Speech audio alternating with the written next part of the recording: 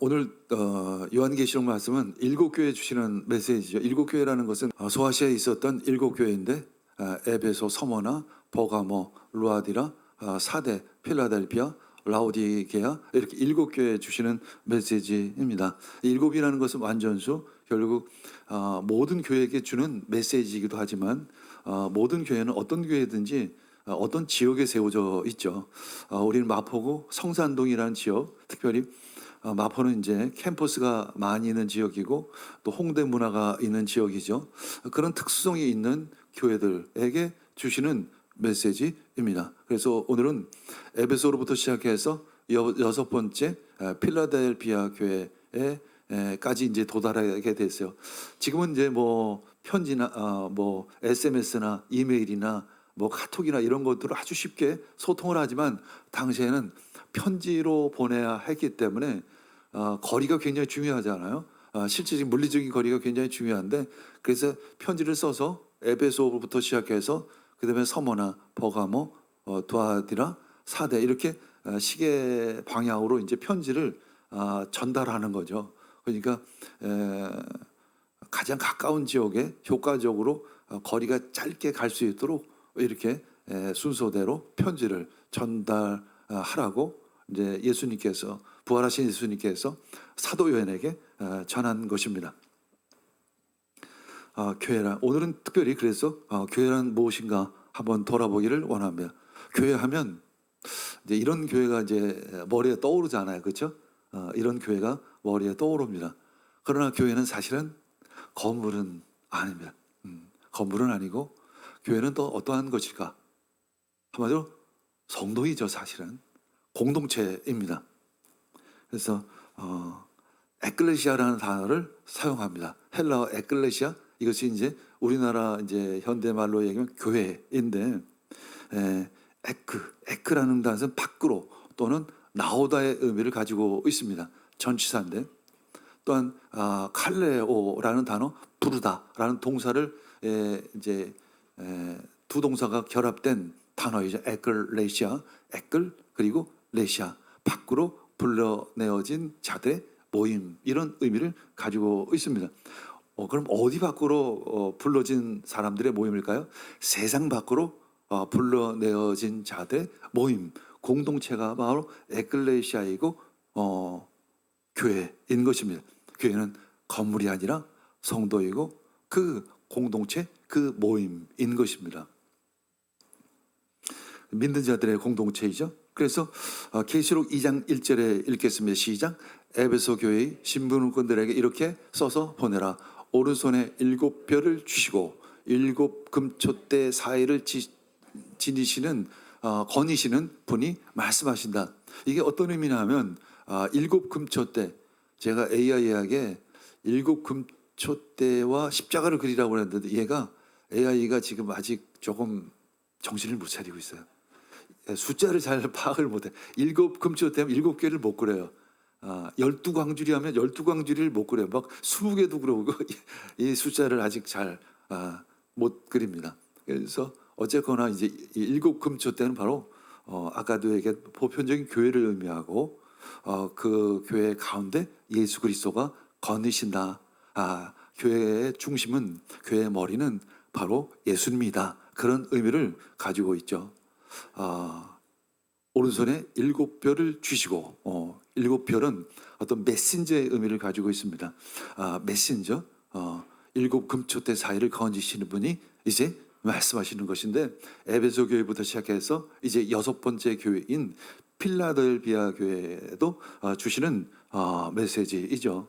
자, 교회란 무엇일까? 요즘에 계속해서 조금 교회란 무엇인가? 또 십자가란 무엇인가? 대속이란 무엇인가? 감사란 무엇인가라는 것에 대해서 다시 한번 정리하고자 메시지를 전하고 있죠. 첫 번째, 교회란 무엇인가?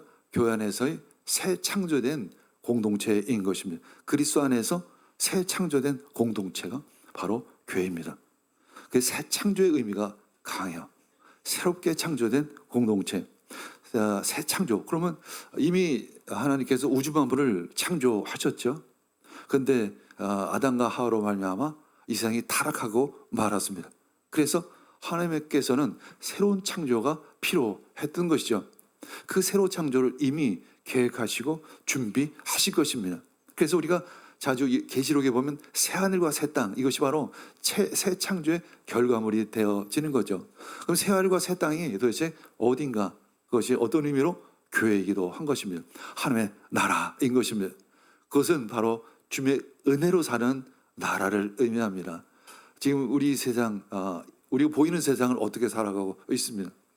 보통 자본주의, 이제 자본주의 국가들은 또 공산주의 국가도 있고, 우리가 자본주의 국가 안에 살고 있죠. 물론 공산주의보다는 자본주의 체제가 훨씬 낫기는 하지만 그래도 여러 가지 또 문제들이 많이 있습니다. 치열하게 싸우고 치열하게 경쟁해 할 수밖에 없고, 엊그저께 LA의 밤거리를 보니까 노숙자들이 참 가난하게 집 없이 길거리에 자는 모습, 마약에 노출되어 있고 여러 가지 약물에 노출되어 있는 삶의 희망을 버리고 사는 그들의 모습을 볼 때 참 미국이라는 그 강대국에 참 그러한 어두운 부분이 있다는 것이 놀랄 수밖에 없는 모습인 것입니다. 그것이 바로 불완전한 세상이죠. 불완전한 이 땅입니다. 반면에 하나님께서 새롭게 창조하실 그 땅은 새하늘과 새 땅, 그런 노숙자들이 없는 땅, 가난한 이들이 없는 땅, 하나님을 알지 못하는 사람들이 없는 땅, 모든 사람들이 하나님을 찬양하고 하나님을 예배하는 그러한 나라, 모든 사람들이 풍요하게 살아갈 수 있는 그러한 나라. 그 풍요라는 것은 물질적인 풍요만이 아니라 영적인 풍요, 마음의 온전함, 그리고 경제적인 가난이 없는 나라. 그 나라가 바로 새하늘과 새 땅, 바로 주님의 은혜로 사는 나라를 의미하는 것이죠. 그래서 이사야서 65장 17절에 보면 보아라, 내가 새하늘과 새 땅을 창조할 것이니 이전 것은 기억되거나 마음에 떠오르거나 하지 않을 것이다, 이렇게 말씀하고 있습니다. 이전 것은 기억되지 않을 것입니다. 이 땅이 불완전하죠. 어둡습니다. 치열하게 싸울 수밖에 없죠. 젊은이들은 특별히 너무나도 어렵습니다. 기회가 없다고 이야기를 하죠. 그런 나라가 아니라 이 새하늘과 새 땅은 하나님의 은혜로 사는 나라, 서로 사랑하며 서로 나눌 수 있는 그러한 나라, 아름다운 나라, 거룩한 나라가 다시 세워지기를 원합니다. 이미 그 나라는 시작이 되었습니다. 그 나라의 시작이 어딜까요? 바로 교회입니다. 온전한 교회로 세워나가는 귀한 성도가 되기를 축복합니다. 예수님께서 이제 공생의 기간에 오병이어의 기적을 베푸셨죠. 여기에도 새 창조의 비밀이 담겨 있습니다. 새 창조의 기적, 바로 오병이어의 기적이죠. 예수님께서 이제 무리들을 가르쳤는데 저녁이 되기 시작했습니다. 광야였습니다. 먹을 것도 없었습니다. 거기는 남자만도 한 5천 명이 있었죠. 그때 예수님께서는 제자들에게 말씀하십니다. 사람들을 한 50명씩 때를 지어서 앉게 해라. 그리고 제자들이 이제 그들 다 한 50명씩 이제 때를 지어서 따로따로 앉히게 되었죠. 그 다음에 예수님께서는 한 소년의 오병이어 5개의 빵과 2개의 생선을 통해서 이 5천 명을 먹이고도 남는 기적을 베풀어 주셨습니다. 그리고 남은 그들을 모두 배불리 먹었다. 그리고 남은 부스러기를 주워 모으니 12광주리가 되었다 이야기하고 있습니다. 이 12광주리는 바로 새 인류를 의미하는 거죠. 새 백성을 의미합니다. 새로운 창조된 그런 나라를 의미하는 것입니다. 이 기적의 의미는 바로 하나님의 은혜로 사는 나라를 의미하는 것입니다. 하나님이 주시는 영적인 충만함, 경제적인 충만함으로 살아가는 그런 나라를 의미하는 것입니다. 그 나라, 그 시작이 바로 교회인 것이죠. 고린도후서 5장 17절 읽겠습니다. 누구든지 그리스도 안에 있으면 새로운 피조물입니다. 옛 것은 지나갔습니다. 보십시오, 새 것이 되었습니다. 아까는 새 하늘과 새 땅, 옛 것은 기억되지 않을 것이라는 새 하늘과 새 땅이라고 한다면 오늘 한 사람으로 집중이 되어져서 한 사람 한 사람의 거듭남을 이야기하고 있습니다. 하나님의 나라는 한 사람의 거듭남으로 시작이 되겠죠. 그는 새로운 피조물입니다. 옛 것은 지나갔습니다. 보십시오. 새 것이 되었습니다. 여러분들이 바로 새 것입니다. 옛 것은 기억될 수가 없습니다.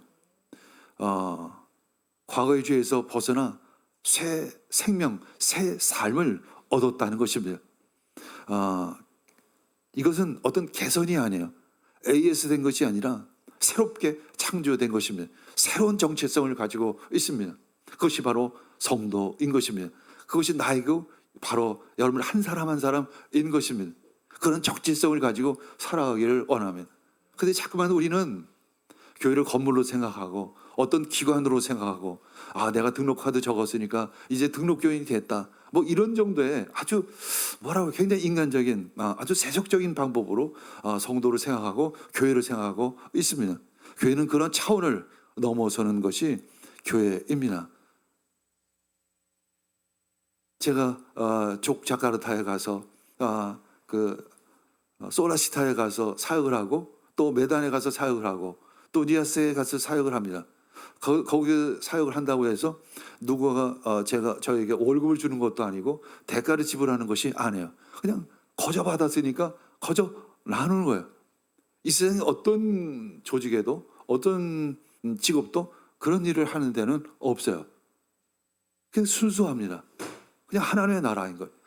하나님께서 주셨기 때문에 하나님께 나눈 것입니다. 여러분들이 선교 헌금을 하기도 합니다. 왜 여러분들이 하시죠? 그 선교 헌금은 뭐가 대가가 있습니까? 내가 100만 원을 선교하면 이자를 붙여서 여러분들이 그것을 대가로 받습니까? 그것이 아니죠. 그냥 하나님께 받았으니까 하나님께 그냥 드리는 것입니다. 그러면서 그것을 통해서 가난하고 헐벗고 하나님을 알지 못하는 이들에게 예수 그리스도 그 복음이 전해지고자 하는 그런 마음으로, 그 순수한 마음으로, 깨끗한 마음으로 드리는 것입니다. 그 일들이 교회에서만 가능하다는 것입니다. 그것이 바로 교회의 정체성이죠. 교회란 두 번째 이미지입니다. 두 번째 이미지, 성령 공동체입니다. 그럼 하나님께서 우리를 어떻게 거듭나게 하시냐면 우리에게 성령을 부어주시죠. 우리를 세례받으면, 물로 세례받으면 우리 죄에서 깨끗하게 씻어지고, 깨끗하게 씻어지면 우리에게 성령을 선물로 부어주십니다. 성령은 누구일까요? 바로 하나님이십니다. 하나님의 영, 하나의 마음을 우리에게 부어주시는 것입니다. 우리가 부모의 DNA를 받고 이 땅에 태어났죠. 하나님께서 우리를 창조하신 것입니다. 그러나 부모의 DNA를 가지고 있어요. 그리고 살다 보면 부모의 사랑을 담고 있습니다. 부모의 사랑, 부모의 마음이 사실 우리 안에 있습니다. 그것이 사실은 정체성이죠.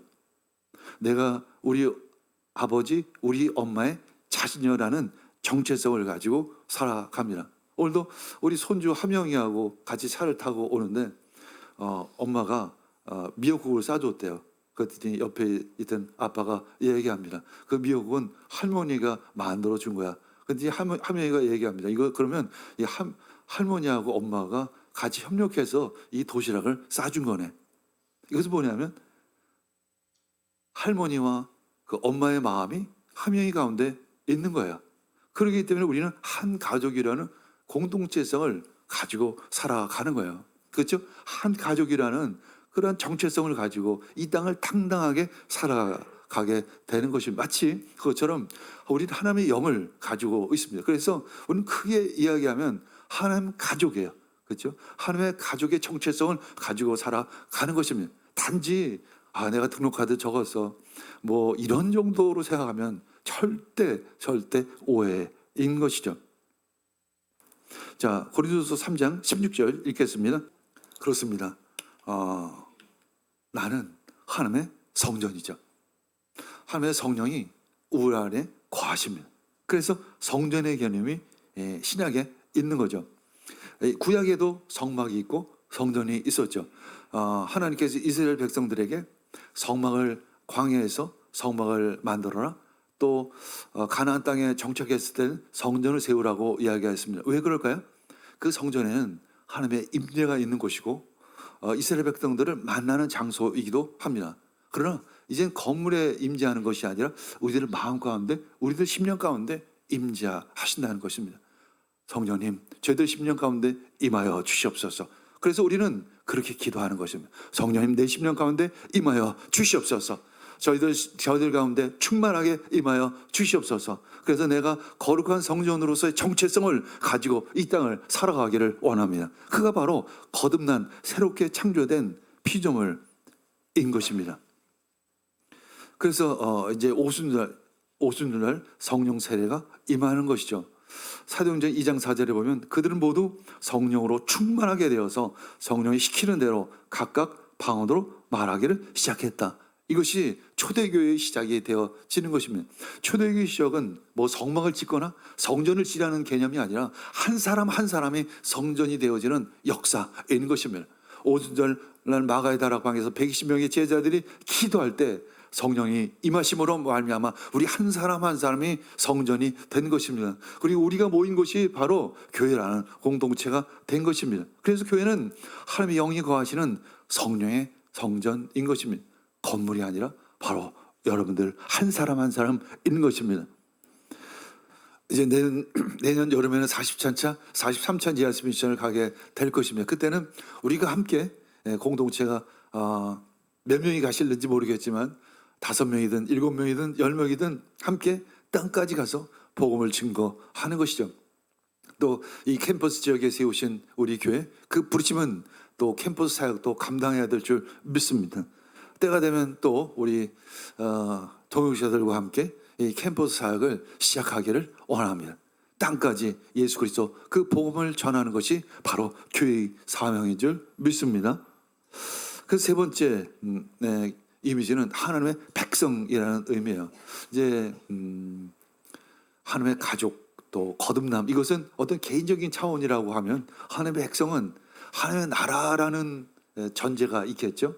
좀 더 큰 시야로 보게 되어지는 것입니다. 우리가 작게는 하늘과 땅이 만나는 교회 한 공동체의 일원이기도 하지만 넓게 보면 전 세계에 있는 모든 교회가 또 한 교회이기도 한 것입니다. 그래서 하나님의 나라의 시작이 되어지는 것이죠. 그래서 하나님의 나라라는 개념으로 보면 우리는 또 하나님의 백성이기도 한 것입니다. 그래서 교회란 우리가 하나님의 백성이라는 정체성을 가지고 이 땅을 살아갈 때 복음을 증거하는 의미를 찾게 되어지는 것입니다. 니아 사람도 인도네시아 사람도 필리핀 사람도 이 세상의 어떤 사람도 우리가 다 한 가족 형제라는 그런 공동체성을 가지고 있다는 의미인 것이죠. 창세기 17장 7절 읽겠습니다. 시작. 내가 너와 세우는 언약은 너와 너 사이에 맺는 것일 뿐 아니라 너의 뒤에 오는 너의 자손과도 대대로 세우는 영원한 언약. 이 언약은 하나님과 아브라함 사이에 세워진 언약이에요. 이것이 구약의 언약이죠. 그래서 이 언약으로 말미암아 이스라엘 백성들을 언약 백성이다 이렇게 이야기하고 있죠. 그래서 출애굽 이후에 특별히 이제 구체화되는데 어디서? 시내산에서 율법을 받잖아요. 우리가 잘 알고 있는 십계명을 우리 시내산에서 받습니다. 그래서 이 언약 백성이라고 하면 이 율법이 유대인들에게는 딱 먼저 마음에 새겨지는 거예요. 언약 백성. 그러면 하나님의 율법, 하나님의 주신 율법, 이 십계명 이것이 딱 마음에 새겨집니다. 그러나 우리는 그것을 넘어서 베드로전서 2장 9절 읽겠습니다. 그러나 여러분은 택하심을 입은 족속이요 왕과 같은 제사장들이요 거룩한 민족이요 하나님의 소유가 된 백성입니다. 우리는 이스라엘이라는 정체성을 넘어서 더 넓게 나가야 하는 것입니다. 이스라엘의 한계가 무엇일까요? 바로 율법이 한계였어요. 율법이라는 그 울타리 때문에 그 밖을 넘어가지를 못했던 거예요. 그리고 바울 사도가 열심히 복음을 전해서 이방인들에게 복음을 열심히 전해서 이제 믿음으로 구원을 받는다. 오직 예수 그리스도로만 구원을 받는다라고 얘기했더니 유대주의자들이 어떻게 해요? 예수를 믿기도 해야 되지만 또 하나 율법을 지켜야만 해라고 얘기하니까 어떤 문제가 생길까요? 율법을 지켜야 되면 할례를 받아야 되고 그럼 이방인들 입장에서는 도무지 예수를 받아들일 수가 없는 거예요. 뭐 때문에? 율법 때문에. 근데 율법이 나쁜 것은 아니지만 율법이 장애가 되기 시작을 하는 것입니다. 우리는 그것을 유대인들은 그것을 넘어서야만 했었는데 아직까지도 그들은 그것을 넘어서지 못하는 한계 가운데 있는 것이며, 그러나 예수 그리스도를 통해서 우리는 모든 열방 가운데 모든 사람들이 복음을 듣고 하나님의 백성이 되어지는 것이죠. 그래서 결국은 우리는 택함 받은 족속이요 왕 같은 제사장이요 거룩한 민족이요 하나님의 소유가 된 백성이 되어지는 것입니다. 그런 정체성을 가지고 이 땅을 살아가기를 원합니다. 우리는 하나님의 통치를 받는 영적인 공동체인 것입니다. 그래서 에베소서에 보면 그것을 하나님의 가족이라고도 이야기하고 새로운 인류다라고도 이야기를 합니다. 같은 이제 의미죠. 근데 사실 하나님의 백성이라는 것을 인간의 단어로 표현한다는 것이 쉽지 않습니다. 오해가 있을 수 있죠. 그래서 여러 가지 표현으로 그것을 의미를 확장시키고 구체화시키는 거예요. 그래서 우리 가끔 뭔 잘못됐어, 뭔 맞아 이게 아니라 우리들이 여러 가지 그 단어나 이미지나 이런 것들을 통해서 하나님의 나라라는 것을 우리 마음 가운데 심기를 원합니다. 우리는 하나님의 백성입니다. 이 하나님의 백성은 더 우리들 시야를 넓히라는 하나님의 메시지인 것이죠.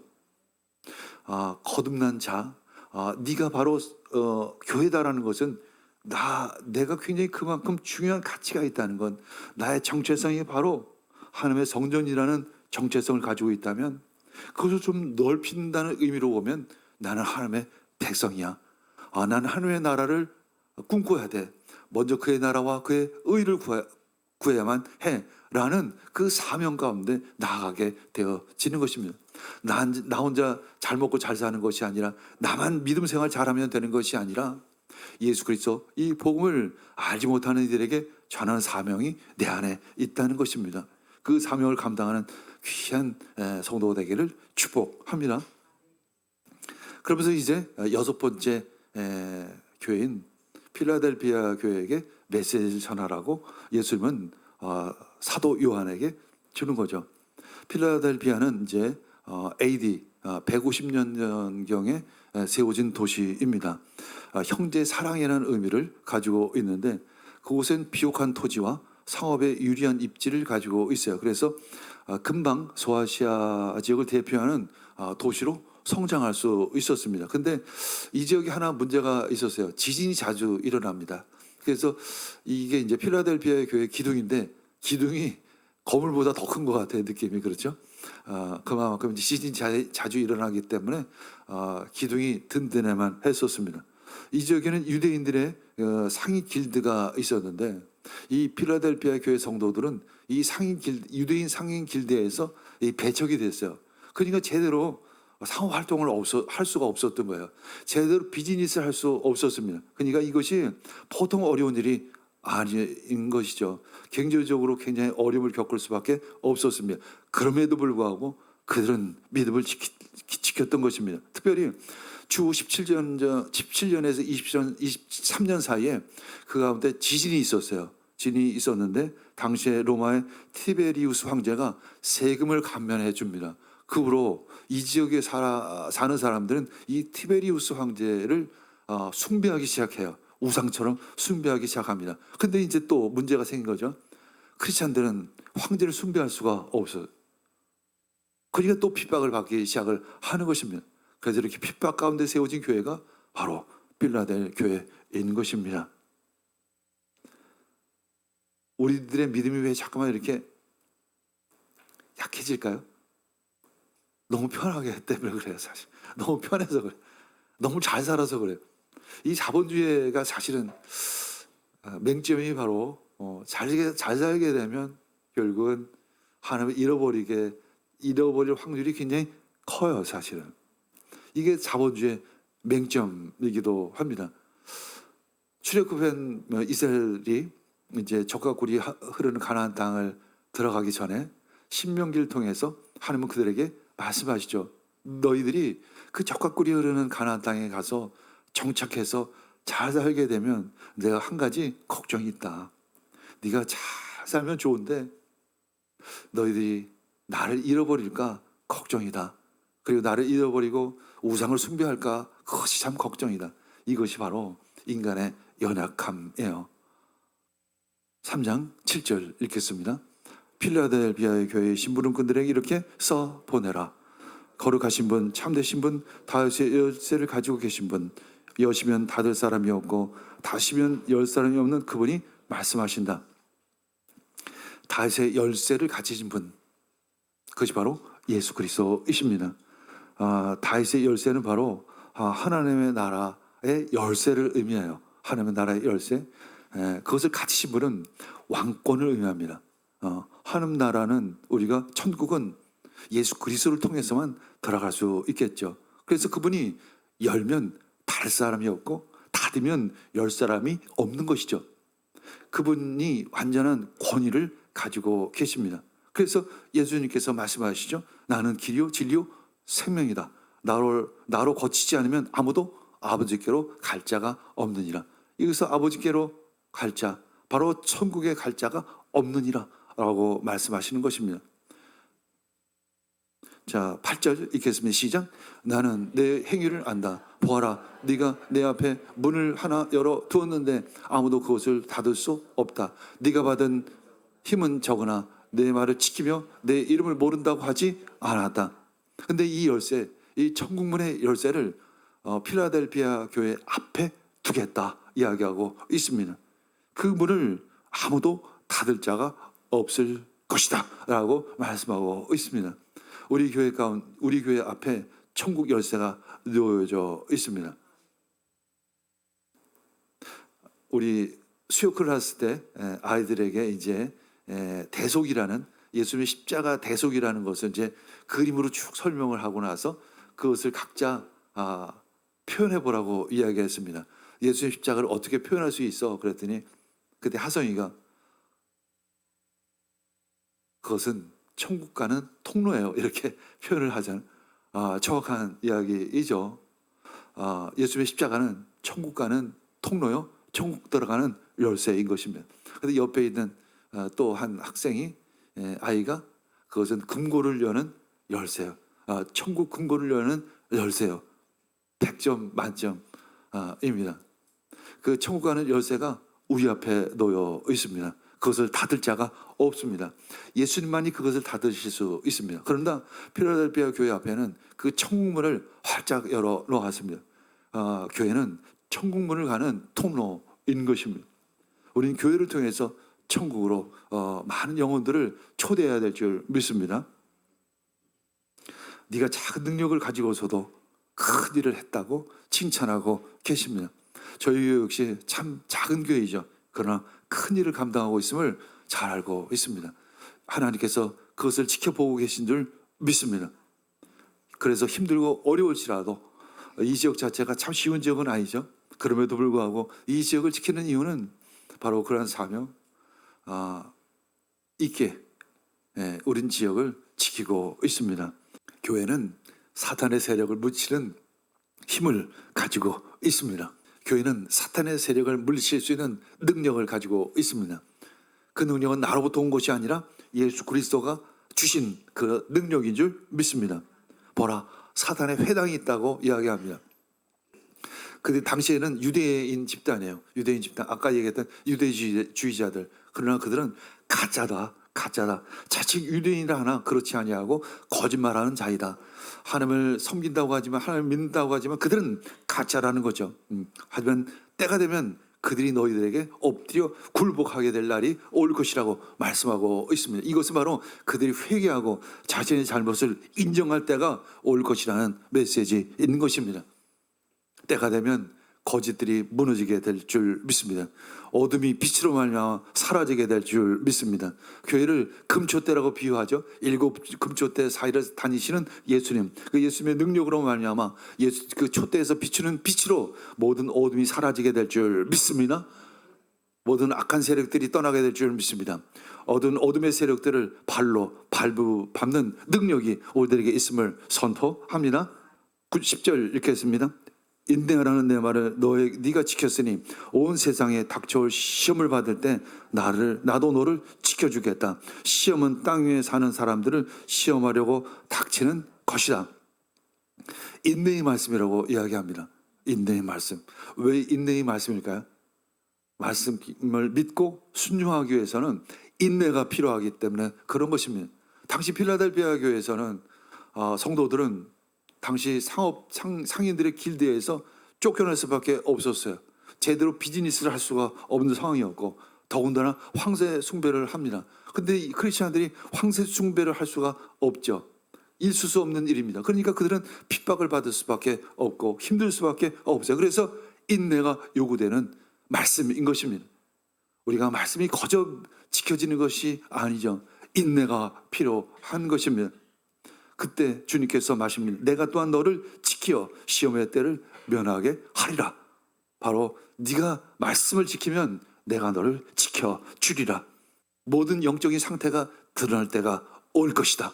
심판의 때가 올 것이다. 내가 너를 지켜주리라. 인내의 말씀을 지켜라. 우리에게 이렇게 말씀하고 계십니다. 자, 11절 읽겠습니다. 내가 곧 가겠다. 너는 내가 가진 것을 굳게 붙잡아서 아무도 내 멸령안을 빼앗지 못하게 하여라. 내가 곧 가겠다. 속히 가겠다. 믿음과 사명을 붙잡으라 말씀하고 있습니다. 제가 이제 멸류관을 그리는데 멸류관을 그려라. AI에게 얘기했더니 저 가운데 있는 저 왕관을 그리더라고요. 그래서 저건 좀 문제가 있다. 그 다음에 제가 지시한 게 가시 멸류관을 그리고 거기다 겹쳐서 황금 멸류관을 같이 그려라. 그래서 저렇게 그린 것입니다. 우리의 멸류관은 십자가의 멸류관에 씌워질 수 있는 멸류관이기에 그러한 것이죠. 십자가 없이는 부활이 있을 수가 없습니다. 멸류관은 승리자에게 주는 상징이죠. 우리는 승리하게 될 줄 믿습니다. 그러나 우리는 결국은 황금 멸류관 받게 될 것이지만 우리는 이 땅에서는 가시 멸류관을 가지고 머리에 쓰고 살아가야 될 줄 믿습니다. 완주한 자에게만 주어지는 그 멸류관, 그 믿음을 붙잡으시기를 원합니다. 아무도 너의 멸류관을 빼앗지 못하게 하라. 이 이야기는 뭐냐면 빼앗길 수도 있다는 의미를 가지고 있어요. 빼앗기지 않으시기를 원합니다. 빼앗기지 않게 믿음을 붙잡으시기를 원합니다. 인내의 말씀을 붙잡으시기를 원합니다. 12절 읽겠습니다. 이기는 사람은 내가 내 하나님의 성전에 기둥이 되게 하겠다. 그는 다시는 성전을 떠나지 않을 것이다. 나는 내 하나님의 이름과 내 하나님의 도시 곧 하늘에서 내 하나님께로부터 내려오는 새 예루살렘의 이름과 또 나의 새 이름을 그 사람의 몸에 두겠다. 여기 여러 가지 이미지들이 나와요. 하나님의 성전 또는 예루살렘, 내 하나님의 도시, 또 이어서 새하늘과 새 땅, 이것은 바로 하나님과 우리 사이의 관계를 의미하는 거예요. 또 다른 의미는 천국이 될 수도 있겠죠. 도대체 그럼 천국이 어떤 곳일까? 그것은 바로 하나님과 우리 사이의 친밀한 교제가 완성되어지는 곳이죠. 다른 것은 모르겠습니다. 그러나 그 한 가지만은 분명해요. 천국에 대해서 성경에서 천국은 첫 번째 몇 평이고 어떤 모양이고 크기가 이렇고 저렇고 이렇게 나와 있는 것은 없어요. 그러나 분명한 것은 그것은 하나님을 예배하는 곳이다. 그것은 하나님의 임재가 변함없이 영원토록 있는 곳이다 라는 것만을 우리는 알고 있습니다.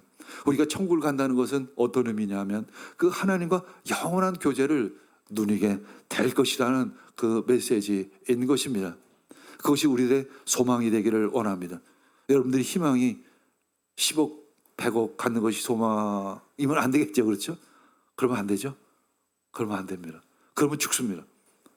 그걸 소망으로 가졌더니 그걸 삶의 목적으로 살았더니 우리 현대인들이 지금 죽어가고 있잖아요. 그렇죠? 그래서 눈에 보면서도 우리는 또 로또 복권을 구하고 있습니다.